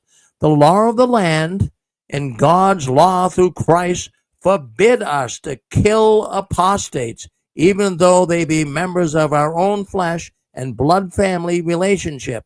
However, God's law requires us to recognize their being disfellowshipped from his congregation, and this despite the fact that the law of the land in which we live requires us under some natural obligation to live with and have dealings with such apostates under the same roof. So what the Watchtower is saying here, is if the laws of the land permitted it, they would kill you. They would kill you if you're an apostate. That is the worst Watchtower article of publication, question from readers I've ever read. I think you'll agree with me. So that's what they think of you. And that's why, I can't go to my apostate son's wedding. Are you kidding? I mean, can you imagine an organization that does this? Don't you think this is... Yeah, what do you think? Hi, this is Apostle Babe Linda James. And you know what I heard when you first started reading was the term exterminate. That's Watchtower's lingo. When you went to the scripture, it said to kill. But to exterminate is Watchtower lingo. When do you need an exterminator? Isn't that for like bugs and rats and vermin? Well, Hello? You're right. You're right, Linda. It's pretty disturbing. Yeah. Yes, this is how certain doctors in our history would look at certain people and be able to do horrendous things on them and go home with their families and be all too fine with it. It did not go against their conscience because they were exterminating rats and cockroaches and vermin, not human beings. I'm so livid with that. Oh, I'm pissed. Hey, listen, we all deserved. We all really can see how evil that is. And I brought that. The sad part about it is I went down and I visited a congressman about 15 years ago, right here in Massachusetts. I was ticked off with this, and I brought that publication down to him, and I told him, take a look. And this Congressman Lynch, for those wondering, he's still a congressman even today. As a matter of fact, I think he's now a senator. But anyways, I visited him for 3.5 hours, and I went over many things that the Watchtower does. And I showed him that article. And he says, Rick, I want to make a copy of that. So we made a copy of it. And now let me tell you, he wanted us, he says, Rick, I want you to come to Washington. And he's going to pay my trip there. And he says, I want you to bring some other people. I want you to get some summaries of people that have been hurt by statements like that in the Watchtower. He says, I'm going to bring you to Washington, and I want to have a congressional hearing. Oh, my goodness. I was tiptoeing through the tulips. I was so happy. And, so I got people to write in summaries, and I'm all set to go. And I'm going to go to Washington, but someone put the kibosh to it. We never went. But wouldn't that have been? But it was based on that particular article, and I figured that the congressman should know about it. Linda, it's heinous. It's evil. It really is. Just a quick story. Even though I was not baptized, I was raised in it, and I understand the culture, and I think of it as very much my own culture of origin. But after I got kicked out of my house, I didn't remain going to Kingdom Hall and stuff. So I raised my kids not as Jehovah's Witnesses. So my oldest daughter gets married, and I get to officiate the wedding, which I really enjoyed. So my mother called me up and told me that I needed to make sure this wedding was a secular wedding. Otherwise, she would not be able to show up. And I had to tell her, I was doing this, trying to set a boundary thing, right? So I told her, the way I'm going to write up the nuptials is the way that they want it to be told. Because that's what I do. It's a service for however they want it to be. I'm not going to decide how they want the service. But my mother wanted me to admit to her that I would make sure it was secular so that she could attend, because she is a diehard Jehovah's Witness. So anyways, my daughter and her husband decided it was, a very secular vow. So we had the wedding, and they did show up, and we had the wedding and the reception in the same location. But as soon as it came time for the reception, just after the wedding, all of a sudden, my JW family had to leave. They had to leave, they had to leave, they had to leave. And all I kept thinking was that scripture, not to even have a meal with them. I was like so pissed. It was so dishonoring to my daughter. But I could tell exactly what they were doing. It was awful. But anyways. Well, that was awful. I'm sorry to hear that, Linda, because that would be downheartening. Geez, your daughter would have been ticked off over that. And she's probably ticked off to this day because of it, Yeah, she is. She actually is. But, she still loves her grandmother, and I'm glad that she does, but still. Well, thank you for sharing that story with us. Thank you, Linda. That was wonderful. Good to hear from you, Linda. Good to hear from you. Miss Pixie? Okay, I'll let y'all go. What I wanted to mention, Rick, was this reminds me, from a legal perspective, it reminds me of Sharia law. Well, Sharia law is kind of very strict. I mean, are you thinking? But also trying to usurp the law of the land. We have such good, well thought out laws in the United States. I don't know what other countries have. I haven't studied that. But there's this problem that people want to have a parallel law. And in that article, you mentioned, if we didn't, the article was more or less, quote, if we didn't have this law, we'd have our law, unquote. And it's like they want to, if it wasn't for U.S. law, like you said, if it wasn't for U.S. law, those people would be hurting people. If it wasn't for the laws of the land, they would kill you. I examined that. I put it under the microscope, so to speak. I can't see how you could draw any other conclusion. The way it is written, if the laws of the land permitted, they would kill you. And that's similar to like Sharia, and I don't know how those two things can coexist.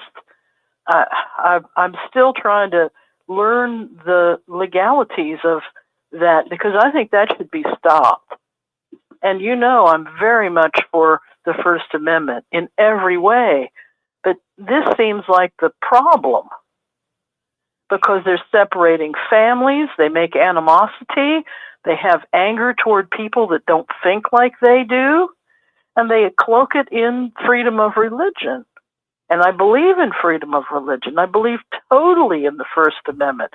But this is one of those things where it seems totally opposite of what it should be, to me. Well, Pixie, I know that you like following law and you're an avid reader and you like really putting pieces of the puzzle together. You're very analytical. But the point that you're making here makes sense to me as well. The Watchtower works under the First Amendment, freedom of religion, and they get away basically with murder.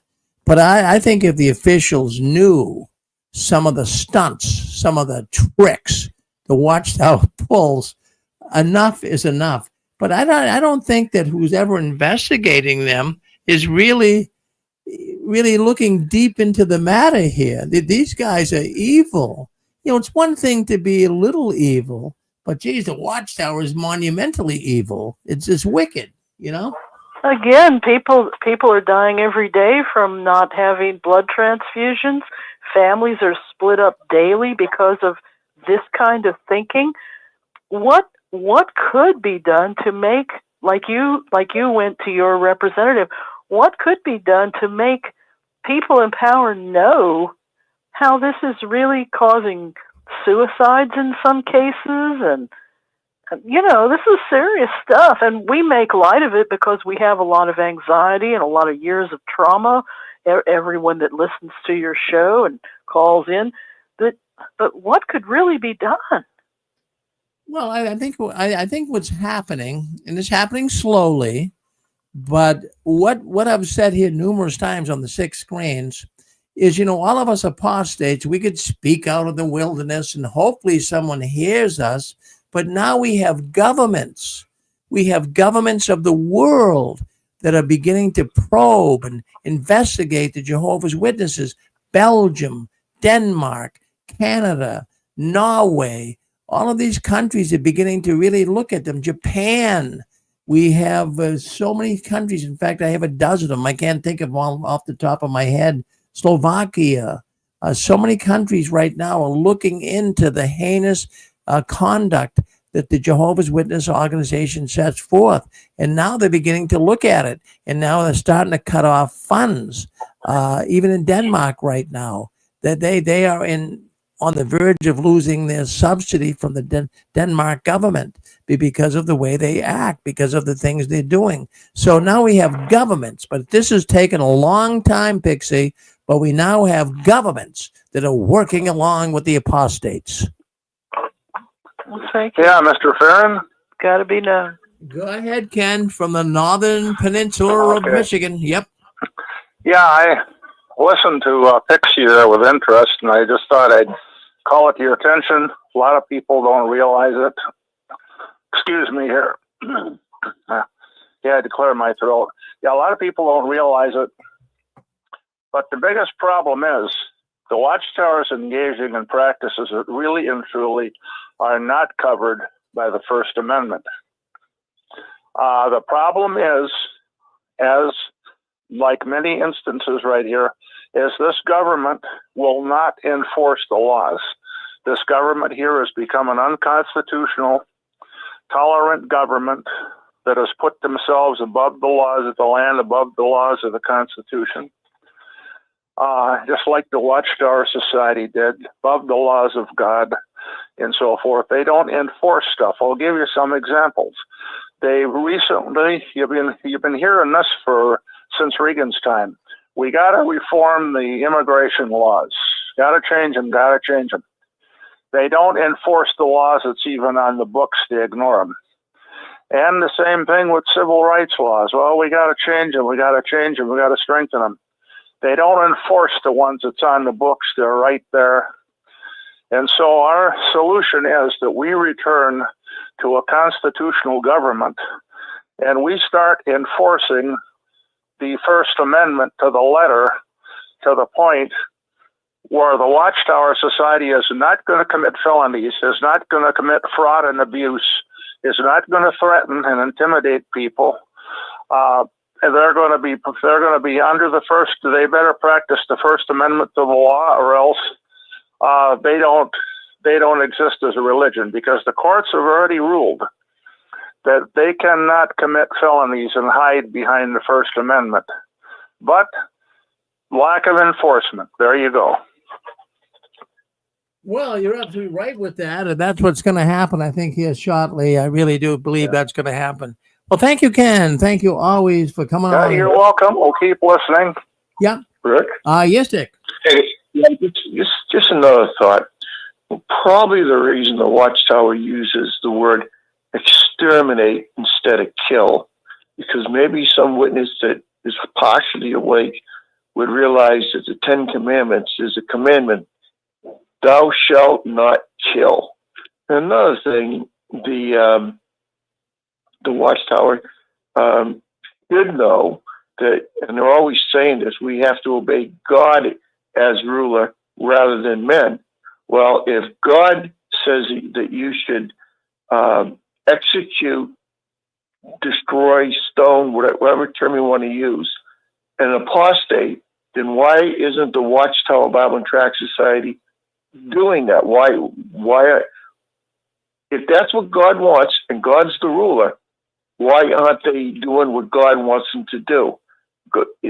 You think about Peter. Peter was an apostate. At least at one time he was. He denied Christ. I don't know the man, and he was warned ahead of time when the cock crows 3 times. But you know what? He lost it. He lost his spiritual way, and he denied Christ. But who did Jesus go looking for after he was resurrected? First person? He went looking for Peter. So there's no condemnation of Peter by Jesus. So why is the Watchtower wanting to kill apostates? I think if they have a reason to kill apostates, is because it's costing them money. That's the only reason. Thank you, Rick. Well, always good to hear from you, Dick. Thank you very much. No, it's sometimes Yeah, you just... Rick, I want to mention something go on ahead, that King subject.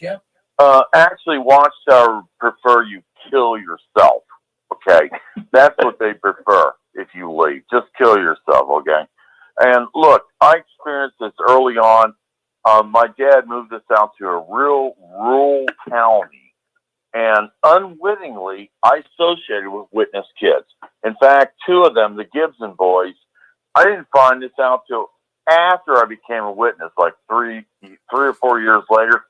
We were in a car, and they got me going 120 miles an hour for 12 miles racing a Chevelle. That really happened where they raised the speed limit to lower to 55 back in about 1974.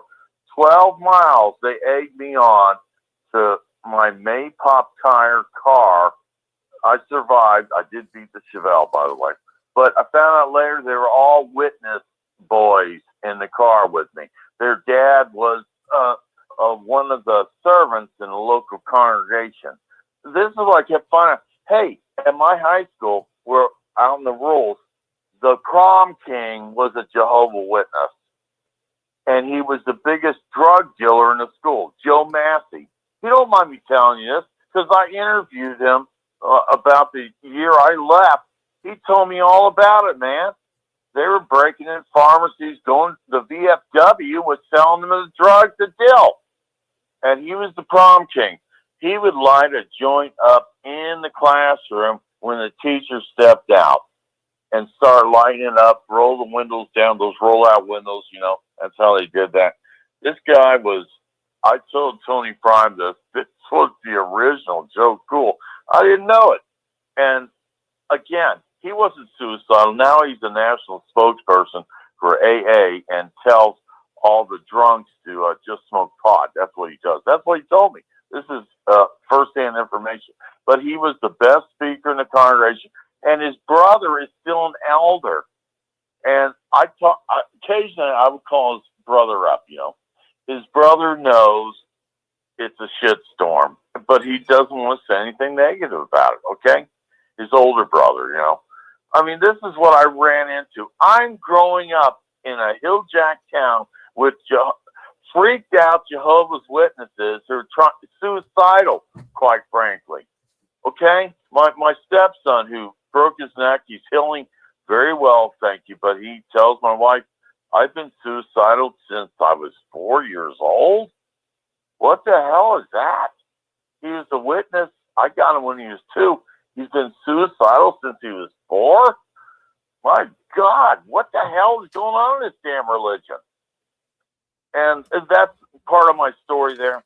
I'll give more in the future, but the bottom line is, this is not a healthy cult. It's very debilitating to people. And they want you to kill yourself. Thank you, Rick. Thank you very much. Well, always good to hear from you, King and Dots. Keep cranking away at it. Wave that flag of victory. Well, maybe we will end it here. We got to go with the duck. We got some questions that have to be answered. No, nobody said the secret word tonight. Nobody said the secret word, so nobody won the 5 points. But I want to thank everyone for calling in and being part of the program tonight. My goodness gracious, we really appreciate it. When people call in, it makes all the difference in the world. We're going to go to the duck game, and then we got Dick and Constant Boogie. They're coming up next. and they're going to talk all about Jehovah's Witness Watchtower lies. So you don't want to go anywhere. You want to stay right here on the Six Screens Tele Network. Boy, we had a lot of people coming in tonight. I hope you all had a good vacation, a good Thanksgiving. I hope all things went well for you, and how nice it is being out of the Watchtower. Did 714 want to say something? Go ahead, 714. Oh no, I'm just waiting for the game, Rick. You're waiting for the game. I mean, you could win $100 tonight, Nadine.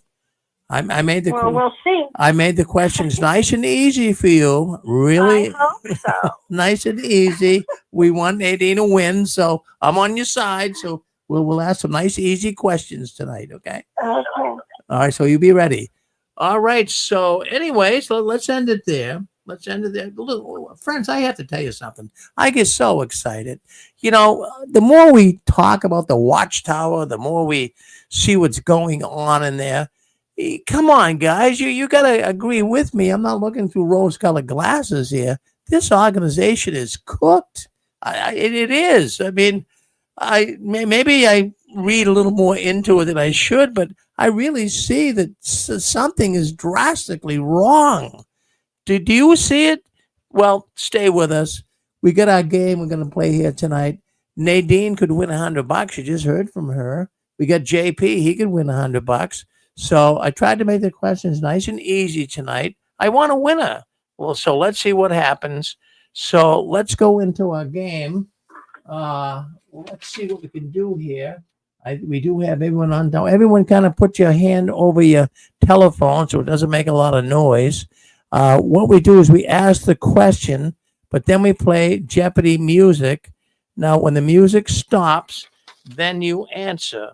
Okay? So let's see if we can't get someone to be a winner here tonight. Now, here's what you do. I want you to keep your own score. You're going to go in the honor system. If you answer a question tonight, you get 1 point. You get a point. So add those points up. When you get 12 points, you get $100. And we have 2 in the running, like I say here tonight. And also, if you get, I want you to give yourself a point as well. If you get a question and if you get 5 points, you can win a book. If you get 2 points, you win some magnets. But 12 points for the 100. So we'll see what you think. So let's see what goes on here tonight. And if you're listening in here tonight, folks, see if you guys can't guess it too. See if you can't guess what the answer to the question will be. So I'm going to ask the first question. The first question tonight is dealing with the UN. I mean, we know the Jehovah's Witness organization, they had somewhat of a fetish with the UN. They were, they actually were NGOs, non-governmental organization with them. But I want you to answer this question, but don't answer it until the music stops. What was the UN known as before the UN? Hold on 1 second. Let's play the music.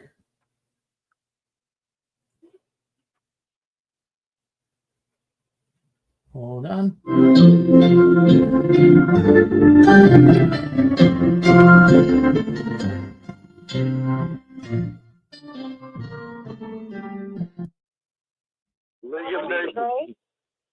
League of Nations. Yeah, that was a man that said it first. Who was that, sir? It was me. Well, League of Nations. JP. No, it wasn't it wasn't JP. It was the other fellow in there. Yeah. All right. So you got it. You got it. All right. Good. Thank you. Mark that down. How many points you got, sir? 2. No, not you, Dick. I'm talking about the other man, the man that answered the League of Nations. It was a man. League of Nations, 864, maybe? Yeah, that was you. Yep. That was you. Oh, it was me? Yeah. Hey, Rick, it's Robert from Clemson. Well, Robert, now, you have a number of points too, don't you? Yes, I do. In fact, I've got 12 points. Technically 13. All right. I mean, you do have that many? Yes, I do, sir. All right. Well, why haven't you spoken up about that? Well, the answer to this question, the League of Nations made me 12, but technically I really have 13 because I didn't claim one of the points in one of the future broadcast or the past broadcasts. Well, we might have to. If you, I mean, we're on the honor system here, brothers. So if you said that, then you win the $100. Thank you, Rick. I appreciate it, brother. All right. So what to do is send where can I send a check to you? All right. Yeah. I'll send you my information on your Six Screens website. Yeah. Well, we'll send it. Yeah, send it to me. The best place to send it is jwworldnews@gmail.com. Right. Send me your address, and I'll send you a check. Okay. All right. Thank you, brother. All right, brother. Well, my goodness, you did good. I thank you very much for doing that. So I want to be in a competition with Nadine. That's what I would like to do. Well, we have to start from scratch now. We roll the clocks back, right. So everything gets rolled back. Right. Yeah. So you were the winner. I'm talking about it at the Alive at 2025 convention you have up there in Massachusetts. Yeah, you think you can come up and be with us? Yeah, that would be nice, wouldn't it? Oh, I'd love to have you come up here. I really, really would. I mean, try to do that. It'd be wonderful. Yeah, well, if we can get Nadine there too, that would be even good. We can have a competition like a Jeopardy competition. Well, we're working on that. In fact, I think what we might even do here is, before the year's out, maybe we'll have a Jeopardy, winner that could actually win a trip up here. So we'll see what happens. Here's a thought. Yeah. Have you ever thought about having the listeners give you questions to see if you can answer? Well, I mean, I would love that. Do you have a question for me? Yeah. Well, I've got a few questions based on my history, but we'll save that for later. All right. Well, that's good. Well, thank you. Congratulations for being the winner. And thank you, Rick. I appreciate it, brother. I don't want to say your name without you giving me permission. So Robert. It's Robert. I'll go with Robert. I see it as Robert, but I want to, we're going to be very careful here. I don't want to, I don't want to get anyone exposed that shouldn't be exposed. So that's good. Thank you very much, Robert. Yeah, the other winner. So send me that. Get your check off for $100. I'm sorry, Nadine. JP, I'm sorry. Well, okay, so I had 9 points, but now I have 0. Yeah, it goes back to 0. Oh, that is so sad. And JP had 10. Yeah, that doesn't seem fair. It's very. That almost doesn't seem well, I'm not a multi-million. Nadine, it is fair. I had 13 points. Really, I didn't claim one of the points in one of the broadcasts. I didn't know that it worked like that. I thought if whoever got to 12 got it, but then the other people got to keep their points until they get to 12. But well, okay, it's like any other quiz show on TV. Once the person wins, that's the winner. So I hate to say it, but you're still in the running. So stay with us, Nadine. Don't give up now. I mean, we do this. Well, I have 0. I have 0 points now. Yeah, you go back to 0. I hate to say it. Okay. Okay. Well, poor JP had 10. Yeah, you guys could have used the money too. Yeah, you could have used it. But thank you, Nadine. Don't be discouraged. Don't be discouraged. We can always start again. We do this show all the time. All right. So Nadine, you are loved. Just remember, you are loved by the audience. Oh, well, thank you. That's very sweet. You're very welcome. Yeah. So, anyways, Robert's the winner, right? I mean, it's on the honor system, and I know he's answered a lot. He's very good at it too, Nadine. So, yeah. So we'll go forward. I got another question here for us. So let's start all over. Let's roll it all back. So let's go with this. There was a politician that was named in the Truth Book, and he said that the world is too dangerous to live in. Well, that would have been back in 1980. He said the world would become so dangerous to live in. I want to get...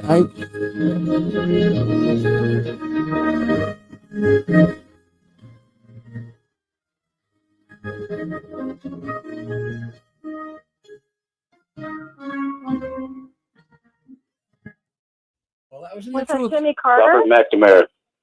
Yeah, Woodrow Wilson. No, Robert McNamara. no, that was in that was in the Truth Book. He was a Thatcher. he was a politician, and he said that coming up to the turn of the century, the world would be too dangerous to live in. Nobody's got that one. Robert, Okay. Robert McNamara. Nope, it would have been well, actually. Woodrow Wilson. No, at the time, he was a politician. He was a congressman named Atkinson, but I believe he later became a senator. But it was Atkinson. That's okay. I didn't want to, throw a curveball at you guys, but that was the question we had. All right, so here's the next question. Now, we all knew Brother Noor. As a matter of fact, some say that he was the best president ever of the Watchtower. But can someone please tell me what Brother Noor's, his name was Nathan Noor, but he had not a nickname, but a middle name. What was his middle name?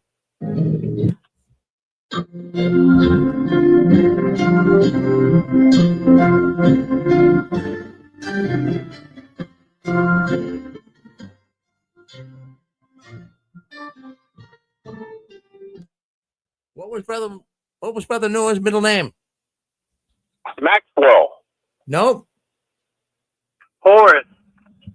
I'm trying to make you guys win. Who said Horace? That was Randy. Randy, no, it was close. It was close, but no. Homer. Home. Oh, well, who said Homer? Was that Apostle Babe? Homer? Yes. Now that I hear there's going to be plane tickets, I'm playing. Well, I gotta get. Well, you're coming here. You're coming here anyways. I told you that. You and I got to talk about that. All right. So, anyways, all right. So, Apostle Babe gets that. Give yourself a point. Homer. Yeah, his name was Homer. All right. Oh, yeah. All right. On the same thought here tonight, let's ask another question. What was Brother Noor's wife's name?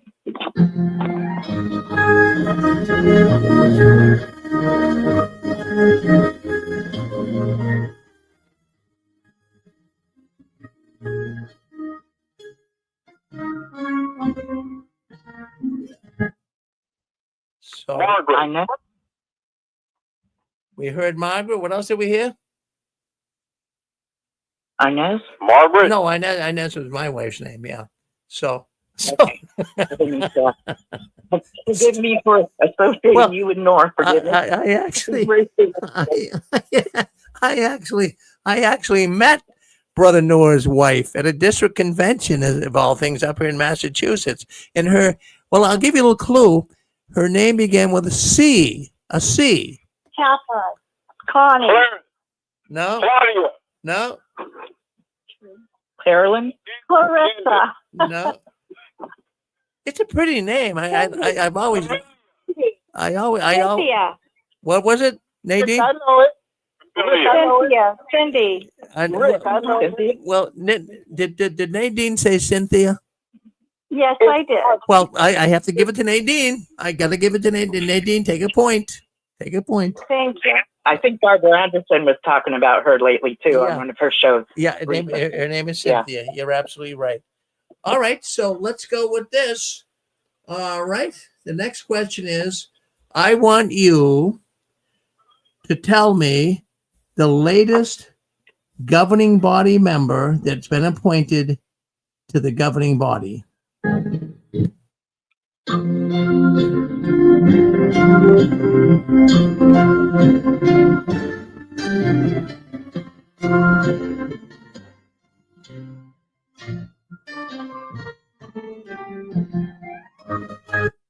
All right, what's the latest? Jody Janelle. I think you got it, Robert. Boy, yeah. Thank you very much. Jody Janelle, yes. Jody, tell me a little bit about Jody Janelle. I'm sorry? Tell me a little bit about Jody Janelle. Oh, yeah, he's got the real estate empire. We know that. Yeah, in fact, he's on that Watchtower investment administration. He's actually investing money in real estate for many people who are wealthy, many Jehovah's Witnesses, and he's a big real estate tycoon. He's also a governing body member. All right. If this does not wake up Jehovah's Witnesses with the appointment of Jody Janelle, I don't know what's going to wake them up. I'm disappointed that my family that's still involved with the organization has not seen this information and woken up. Yeah, it doesn't make sense. It really, really doesn't make sense. It's crazy. So But anyway, they have an answer. They have an answer for everything. We know that. oh yeah, they do. They absolutely do. Well, anyways, well, thank you, Robert. So you won that. Get that off to me. I'll get a check. You'll get it the next couple of weeks. So don't you worry. Okay. Thank you very much. All right. So I guess we can end the program. We get Dick and Constance coming up. Yeah, they're going to be talking about Jehovah's Witness lies. Boy, we know they got a bunch of those, right? But before we leave, would anyone like to say anything before we do leave tonight's You program? don't check the YouTube, because I was the first one that said Homer on YouTube. You're not checking the chat, because some of us are playing there too. So at this point it doesn't matter, because Well, no, it does, Shirley. No, it does. I want to be a very fair man. I try to check Facebook. I try to check as much as I can. Sometimes I miss it, but I'm going to tell you what I'm going to do, because I really do like you. I really do like you, Shirley. I want you to take a point, okay? okay, but you have to check, because not only me, other people are playing too. But I was the first one that said Homer. I want to apologize to the people in YouTube. One of these days, what I'm going to do is I'm going to get a helper, and they can monitor YouTube and Facebook, and boy, we can really make a good game here.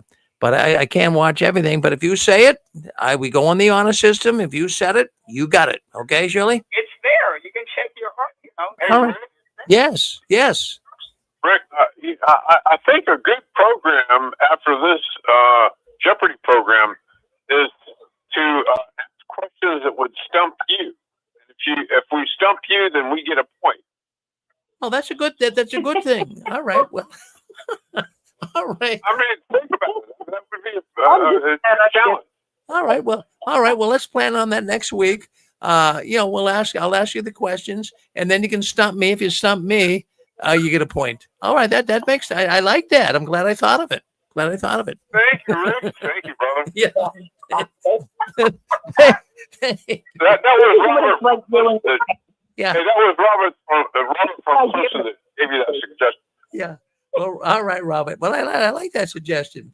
So could I have my wife help me too, or no? Maybe she could come in and help me with the questions you asked me. Oh, well, then that would be cheating, wouldn't it? Well, I don't know. I mean, it might be kind of. I suppose, yeah. I suppose we got to keep it a one-way street here. But thank you, guys. I want to thank you. We have fun with this. We have a lot of fun. And thank you all for coming in tonight. I really appreciate you coming into the 6 screens. I want you guys to keep standing tall. Don't you ever give in, up or out. I want you to keep waving that flag of victory. And I never want your visions to die. And the last one, leaving the Watchtower, please turn off the new light. I'll see you next week right here on JW World News. But we're going to Connie and Dick. They're exposing the Watchtower, and they're going to talk about the lies tonight. Thank you for being with us. Stay on this channel. Connie and Dick coming up next. All right.